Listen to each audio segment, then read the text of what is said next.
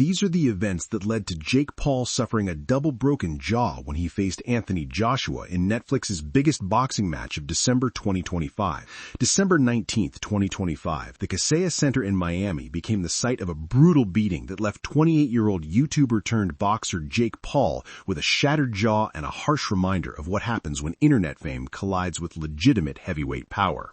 Anthony Joshua, the 36-year-old former two-time unified heavyweight champion, knocked Paul down 4 times before the referees stopped the fight in the 6th round, and the damage was severe enough that Paul would need weeks to recover. Netflix streamed the entire thing at no extra cost to subscribers, which meant millions watched Paul learn an expensive lesson about taking fights he probably shouldn't have. Paul came into this bout with 5 years of professional boxing under his belt and a record that showed 12 wins against just 1 loss. Tommy Fury handed him that single defeat back in February 2023, but Paul had bounced back strong, most notably by beating Mike Tyson in November 2024 in a fight that pulled 108 million average live viewers globally and became the most streamed sporting event in history. He'd also collected wins over Anderson Silva, Tyron Woodley twice, and Nate Diaz, building a resume that at least looked respectable on paper. Joshua's situation looked very different heading into fight night. The 2012 Olympic gold medalist carried a record of 28 wins and 4 losses, but the context around those numbers told a darker story. Daniel Dubois had knocked him out in September 2024, taking his IBF heavyweight title in the process, and Joshua hadn't stepped into a ring in the 15 months since. At 36 years old, with a knockout loss fresh in his recent history, plenty of people wondered whether Joshua still belonged at the top level of the sport. The money being thrown around for this fight reached absurd levels, at least according to various reports. Numbers ranged from $184 million to $267 million for the total purse, with Paul himself posting $267 million on his social media back in November.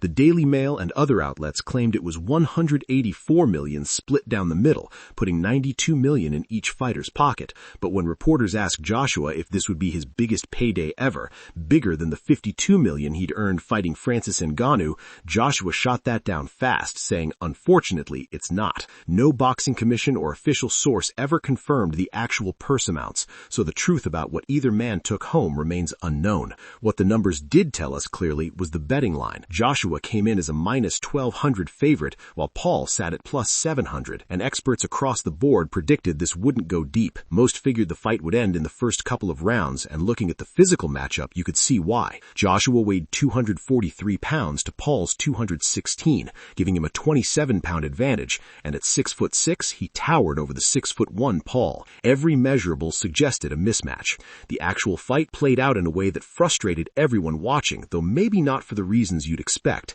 Paul spent the early rounds doing everything possible to avoid getting hit, which meant constant lateral movement, refusing to engage, and clinching whenever Joshua got close. He'd circle away, grab Joshua's body, occasionally dive at his legs like a desperate wrestler, and hit the canvas on his own more than once just to buy time. Round 4 brought a warning from the referee, who reportedly told both fighters the fans didn't pay to see this crap, which pretty much summed up the frustration in the arena. Paul did manage a few respectable moments, though. His jab found home early, and he made Joshua miss several right hands that could have ended things quickly. Round 3 brought what observers described as a looping hook and a cheeky uppercut that actually surprised Joshua, proving Paul had at least some ability to create offense. Joshua struggled early to land anything clean, hampered by Paul's constant movement and the difficulty of pinning down someone so much smaller. Round 5 changed everything. Joshua connected with back-to-back knockdowns that had Paul essentially taking a knee just to survive the round, and anyone could see the end was coming soon. Round 6 opened with Joshua landing a right hand that put Paul down for the 3rd time that night, and at 1 minute and 31 seconds, a monstrous right hand sent Paul crashing to the canvas for the 4th time that night. The referee stepped in immediately, improving Joshua's record to 29 wins and 4 losses, while dropping Paul to 12 wins and 2 losses. Paul's post-fight interview confirmed what the way he held his face had already suggested. "I think my jaw's broken, by the way. It's definitely broken," he told reporters, and Instagram posts the next day showed X-ray images proving he'd suffered a double broken jaw. MVP CEO Nakisa Badarian put the recovery time at 4 to 6 weeks, and Paul actually drove himself to the hospital after leaving the arena, which seems insane considering the state his jaw was in. The loss didn't crush Paul's spirit, though. That was good. Nice little ass-whopping from one of the best best to ever do it, he said right after the fight, adding, "I love this shit, and I'm going to come back and get a world championship belt at some point." He explained going 6 rounds with Joshua didn't surprise him, saying, "I just got tired, to be honest. It was just so much handling his weight. Plans to take time off, heal up, then come back at cruiserweight to chase a world title came pouring out even with his jaw barely functional." Joshua handled victory with grace, but couldn't hide his disappointment in how long it took. It wasn't the best performance, he admitted straight out, explaining the end goal was to get Jake Paul, pin him down and hurt him. That has been the request leading up, and that's what was on my mind. It took a bit longer than expected, but the right hand finally found the destination.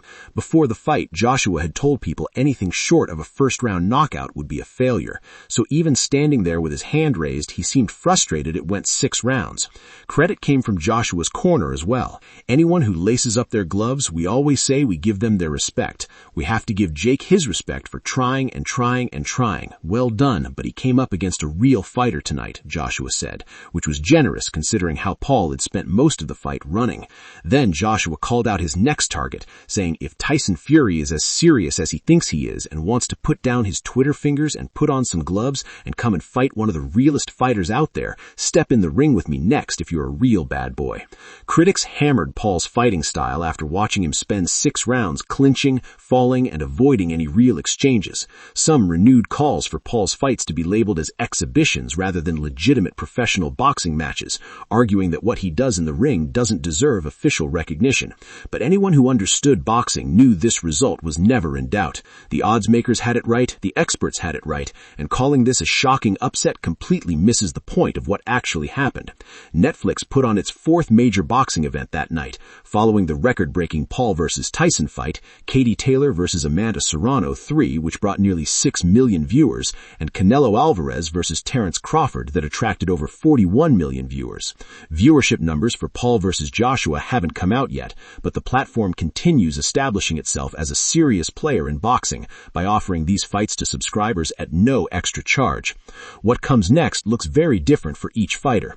Paul plans to heal his broken jaw, take some real time off for the first time in years, then return at cruiserweight to chase a world championship.